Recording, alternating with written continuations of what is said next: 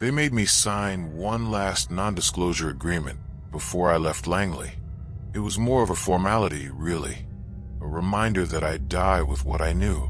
But I'm old now, and my clearance no longer matters. My hands shake, my knees ache, and my lungs sound like a broken accordion. I don't have much time left, and I've carried this secret for too long. I was a CIA field operative for almost 20 years. My specialty was deep infiltration, intelligence gathering, and counterintelligence in hostile nations. I've been in basements in Tehran where the walls bled condensation, in Moscow safe houses so bugged that you could hear your own heartbeat in the white noise, and in jungles where the air smelled like rot and rusted ammunition. But nothing prepared me for North Korea. In 2009, I was assigned to Operation Black Echo, a joint initiative between CIA, SAD, Special Activities Division, and the DIA. The mission was to verify reports of a strategic weapons complex beneath a remote mountain range in Chagang province.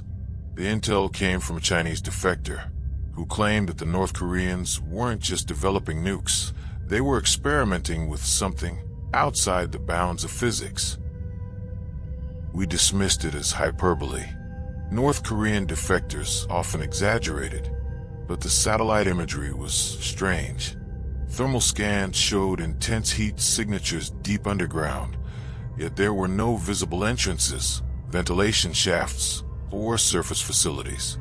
The mountain looked untouched, like a monolith from prehistory. They flew me in through Liaoning Province, China. From there, a network of smugglers moved me across the Yalu River. I carried forged documents, a suppressed Makarov pistol, a vial of cyanide, and enough cash to bribe half a village. My cover was that of a black market arms broker. 3 weeks later, I found myself deep in North Korea's interior, walking through forests where every branch felt like a trigger and every shadow had a pair of eyes. The locals were pale, malnourished, and silent. They'd glance at me, then look away, as though acknowledging me would get them killed. I'd been in dangerous countries before, but North Korea was different. It felt like a haunted house. An entire nation turned into a mausoleum. Streets were empty even in daylight. The few soldiers I saw stood perfectly still, like mannequins, rifles slung at their sides. Even the birds were quiet.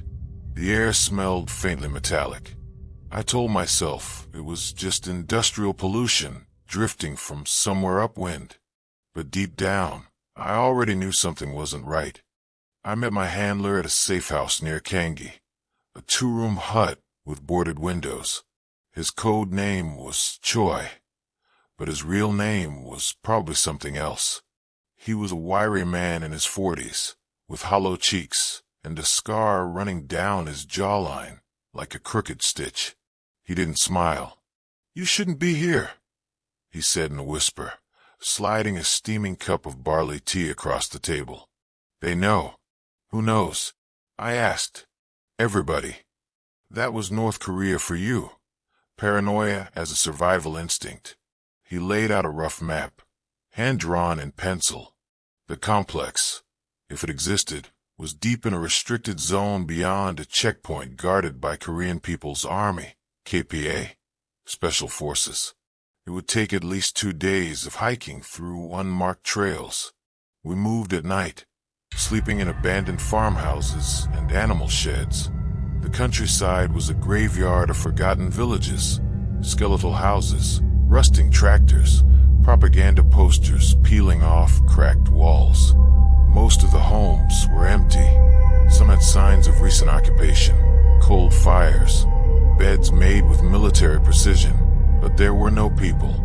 On the second night, we passed through a village where the doors were open, and bowls of rice sat untouched on tables. Flies swarmed the food, but the silence was absolute. Troy didn't say a word. We just kept moving. The checkpoint appeared on the third night. A single guard post on a dirt road, lit by a flickering floodlight. We watched from a tree line, camouflaged under ponchos. Two soldiers stood motionless beside a rusted BTR-60 armored vehicle. One smoked a cigarette that glowed faintly in the dark. We waited for hours. At 2 a.m., the light died. The soldiers didn't react. They just stood there in the dark. That was when I realized they weren't moving at all. Are they alive? I whispered. Troy didn't answer. He pulled out a pair of night vision binoculars. His breath hitched. Let's go. We circled wide around the checkpoint. From 50 feet away, I got a better look. The soldiers' faces were pale, waxy, and unmoving. Their eyes were open, but there was no light in them. They looked embalmed. As we crept past, I caught a faint smell, like copper and ammonia, mixed with something sweet and rotten. I'd smelled it before in morgues. That was the first time I truly felt fear, not of being caught, but of being noticed. Those guards weren't guarding anything. They were warnings. We trekked through the mountains for another day, keeping off paths, drinking from streams, and rationing our food to crumbs. The terrain was brutal, sharp ridges, tangled underbrush, sudden drops hidden by mist. The whole world smelled like wet pine and rust, and the silence gnawed at me. Even Choi seemed unnerved. That night, we reached the ridge overlooking the facility. I had expected a military installation, fences, searchlights, guard towers. Instead, the clearing below us was barren, just a circular patch of ground that looked unnaturally smooth, as if bulldozed flat and then abandoned. There's nothing here, I whispered. Look closer, Choi murmured, handing me the binoculars. I scanned the clearing. At first, I saw nothing but pale dirt and scattered rocks. Then I noticed a subtle shimmer, like heat waves on asphalt, rippling over the center of the clearing. I adjusted the focus. The shimmer resolved into something impossible, a perfect circle of distortion, as if the air itself were bending inward. Entrance, Choi said softly. We waited until nightfall, then crept down the ridge. My Geiger counter, a pocket model I carried for radiation detection, clicked softly in my vest pocket. The readings were elevated, but not dangerously so. At the center of the clearing, I crouched down and ran my gloved hand across the dirt. The ground felt warm, almost alive, vibrating faintly like the hull of a ship. Then Choi tapped me on the shoulder. Listen, he whispered. At first, I heard nothing. Then, faintly, like a radio playing underwater, came the sound of voices, Korean, English, Russian, all overlapping in a garbled chorus. The distortion in the air pulsed with each word. Without warning, the ground beneath us shifted. A circular panel slid open silently, revealing a dark shaft descending into blackness. Cold, dry air wafted up, smelling faintly of ozone and decay. Choi's face was pale. No lights, he said. We clipped on night vision goggles and began our descent. The ladder was cold steel, slick with condensation. The shaft seemed to go on forever. I counted my breaths to stay calm. At 200 feet down, we reached the bottom. A narrow concrete tunnel lit only by the faint glow of emergency lights. We moved forward in silence. My boots echoed softly on the floor. The tunnel walls were lined with thick cables, neatly arranged in metal conduits, leading deeper underground. The Geiger counter's clicks grew faster. We reached a door steel 12 inches thick, with a faded biohazard symbol stenciled in red. It hissed open with a mechanical groan, revealing a vast chamber. And that's when I saw them. Rows of human-shaped forms suspended in cylindrical tanks, bathed in pale green light. The room was cathedral-sized, with a ceiling so high it disappeared into darkness. Hundreds of glass tanks stood in perfect rows, each containing a motionless figure, floating in some kind of translucent fluid. The figures weren't entirely human. Some were emaciated, their limbs stretched unnaturally long. Others had faces distorted like melted wax. Tubes ran from their mouths and noses into the tanks.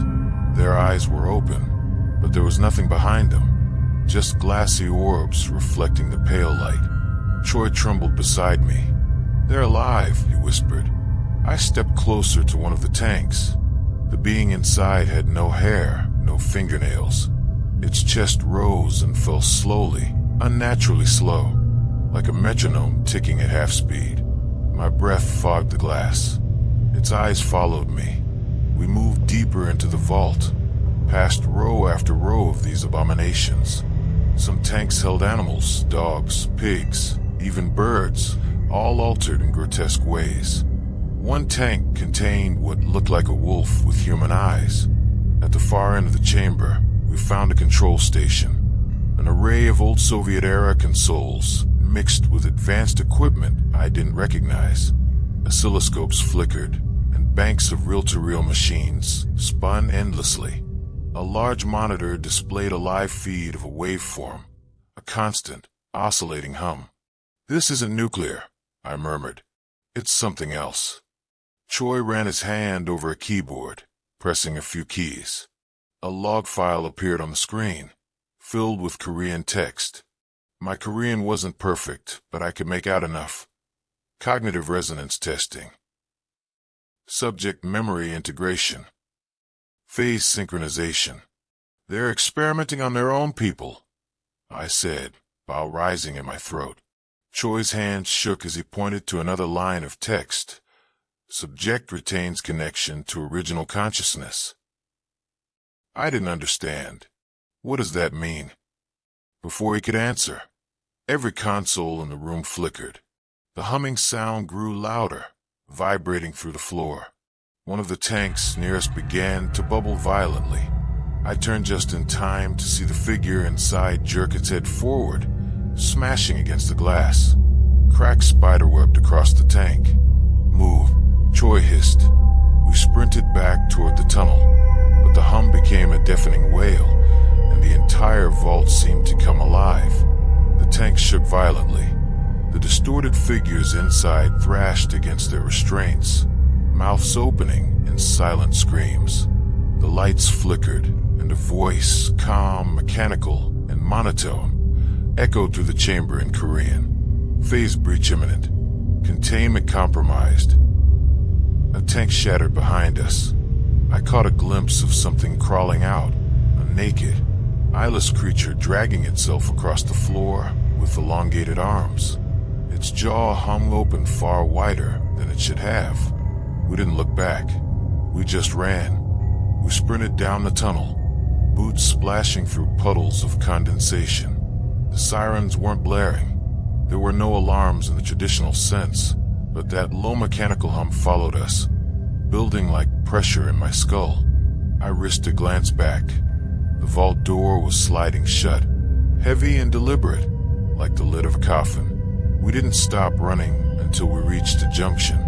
The tunnel forked in two directions, one sloping upward, the other down into deeper blackness. My instinct screamed to go up, but Troy grabbed my arm. "They'll expect us to go that way," he hissed. "What do you mean?" "Cameras." He pointed to a barely visible lens embedded in the ceiling, its tiny red light blinking like an eye. He was right. I hadn't even noticed it. Whoever built this place wasn't just watching. They were guiding us like lab rats through a maze. We ducked into the downward tunnel. The air grew colder, damper.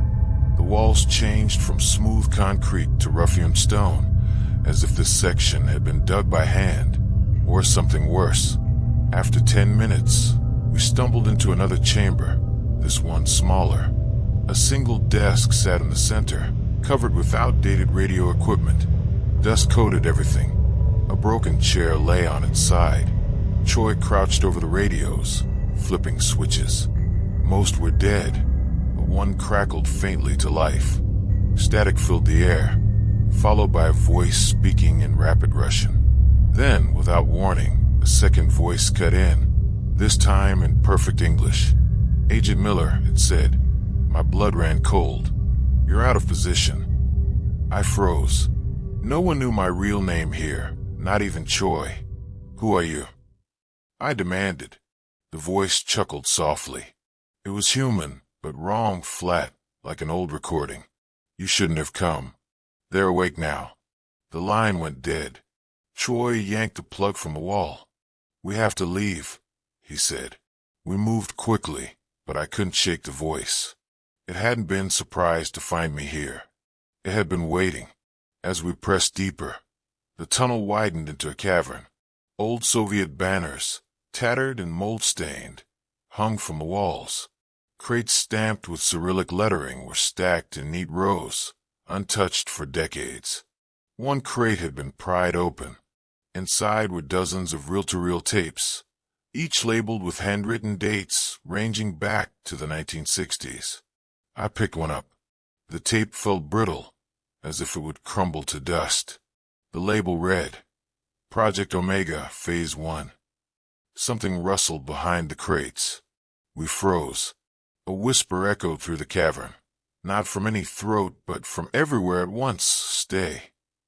The whisper wasn't a voice so much as a vibration that crawled into my skull.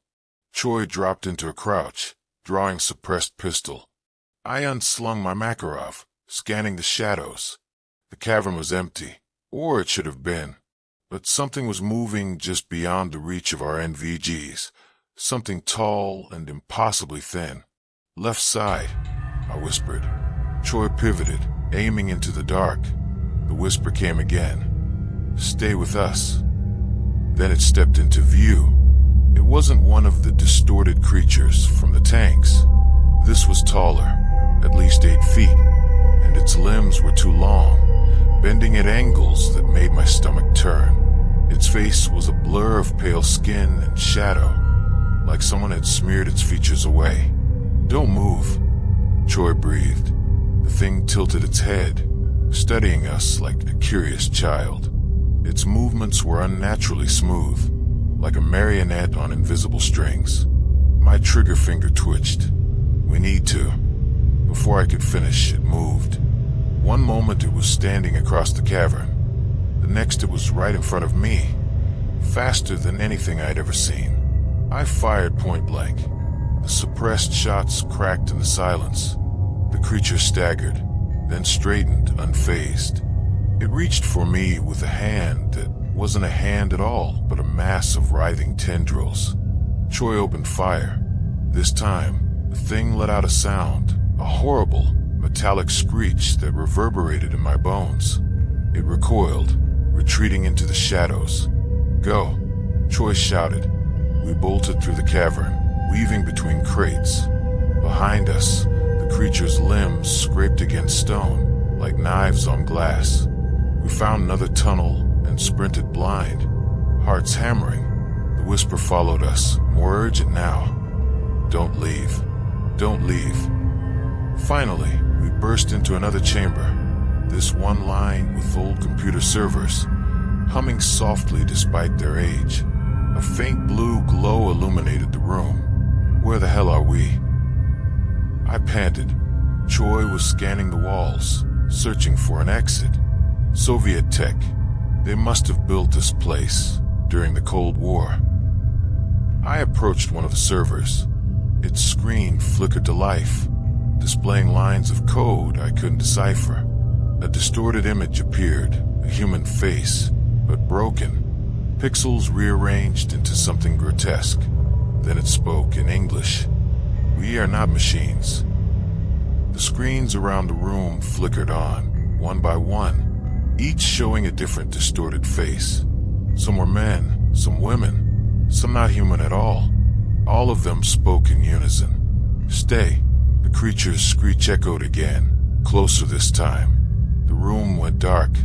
When the lights flickered back on, the distorted faces were gone, replaced by cascading lines of code scrolling too fast to read. The hum that had followed us from the vault returned, louder now, almost deafening. I could feel it in my teeth.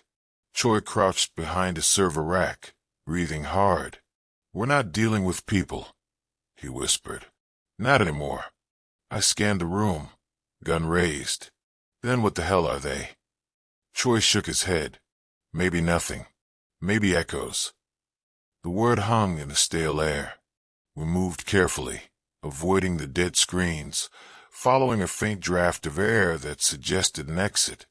As we advanced, I noticed something strange. Some of the servers weren't powered at all, yet they emitted faint whispers. I leaned closer to one, and a voice crackled softly through its dead speakers. Miller turned back. I froze. How do they know my name? Troy didn't answer. He was focused on the far wall, where a heavy blast door stood slightly ajar. It looked ancient Soviet-era steel, its hinges corroded but functional. We pried it open, revealing a long, narrow hallway lined with glass panels. Behind each pane was a single chair, bolted to the floor, with rusted restraints on the armrests. The rooms beyond the glass were flooded with dim blue light, and each one contained a single body, slumped and skeletal. They weren't corpses. Not exactly. Their chests rose and fell slowly, mechanically. Electrodes were attached to their temples, leading into wall-mounted devices that pulsed faintly with blue light. I felt bile rise in my throat. They're still alive. Choi's face was pale. No, there's something else now. We moved past them quickly, but their eyes followed us.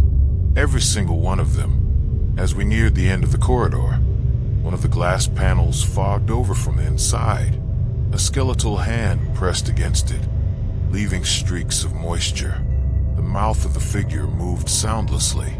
Then, somehow, its voice filled my mind. Don't go down. I stumbled back, heart pounding. Did you hear that? Troy's eyes were wide. No. We hurried out of the hallway, slamming the blast door behind us. The new tunnel sloped downward at a sharp angle, leading into an area that reeked of ozone and rust. Somewhere deep below us, something screamed. Not the metallic screech of the creature we'd seen earlier. This was human. The tunnel opened into a cavernous space filled with towering machines, all interconnected by thick cables that snaked across the floor like veins. The air was heavy with heat and the metallic scent of burning circuitry. In the center of the room stood a massive cylindrical structure, glowing faintly blue. It pulsed like a heartbeat, casting the cavern in an eerie light. Around it, figures in faded lab coats slumped over consoles, unmoving. I approached cautiously. The closest figure's head lolled back, revealing empty eye sockets filled with wires. The wires pulsed faintly, as if alive. Jesus Christ, I muttered. Troy was studying the central machine. This isn't a reactor, he said quietly. It's a brain. I followed his gaze. The cylindrical structure wasn't a machine in the traditional sense. It was organic. Faint, vein-like patterns glowed beneath its translucent surface. Fluid dripped from it, pooling on the floor. The hum in the air changed pitch, becoming a low, rhythmic thrum. Screens around the chamber flickered to life, displaying satellite maps, weather patterns, and surveillance footage from cities around the world. They're plugged into everything, Troy whispered. Then one of the screens froze. It displayed a live feed of us, me and Troy, standing in that very room. I turned slowly, scanning for cameras, but saw none. The central brain pulsed faster, and a voice echoed, not through speakers, but directly into our minds. Stay. Troy staggered back, clutching his head. It's in my mind, he gasped. I gritted my teeth, fighting the urge to panic. Were you? I said aloud. The voice responded with static, then fragmented words. We are memory. We are a weapon. We are awake. Suddenly, the slumped figures in lab coats twitched violently. One convulsed and stood, its movements jerky and unnatural. Its head turned toward us, wires writhing in its empty sockets like tentacles. I raised my pistol, but Troy grabbed my arm. Don't shoot, he hissed. Noise will bring them all. We backed toward the tunnel entrance. Moving as quietly as possible, the reanimated figure stepped forward, dragging its foot in a slow scrape. Another twitched, then rose, then another. Within seconds, a dozen of them were standing, blocking the path back.